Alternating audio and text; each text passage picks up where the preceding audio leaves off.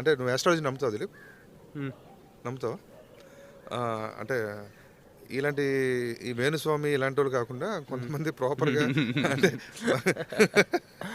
కొంతమంది ప్రాపర్గా astrological predictions చెప్పేవాళ్ళు ఉన్నారు. హ్మ్. అంటే political astrological predictions they are doing it from past many years. అంటే వాళ్ళు ప్రతిదీ చెప్పరు, 1 or 2 అప్పుడప్పుడు వాళ్ళకి అలా చెప్తుంటారు. అది కూడా ఓపెన్గా చెప్పరు. హ్మ్. సో నాకు ఢిల్లీలో ఉన్న క్లోజ్ సోర్స్ ద్వారా ఒక అతన్ని కలిశాను. హ్మ్. ఆయన క్లియర్గా చెప్పాడు. హ్మ్. ఇది ఎప్పుడు చెప్పాడంటే మొన్న నాకు 3 months బ్యాక్ చెప్పాడు. హ్మ్. ఈ మార్చ్ తర్వాత అమిత్ షాది మోడీది రాజయోగం అయిపోతుందని. హుహు. అంటే నేను పెద్ద నమ్మను, ఆయన ఏదో చెప్పారు వింటున్నాను, అంటే ఆయన ఏదో చెప్తున్నాడు అలా వింటున్నాను. హ్మ్. ఆయన చెప్పింది ఏంటంటే వీళ్ళిద్దరిది ఒకేసారి రాజయోగం అయిపోతుంది హ్మ్. At any cost. హ్మ్.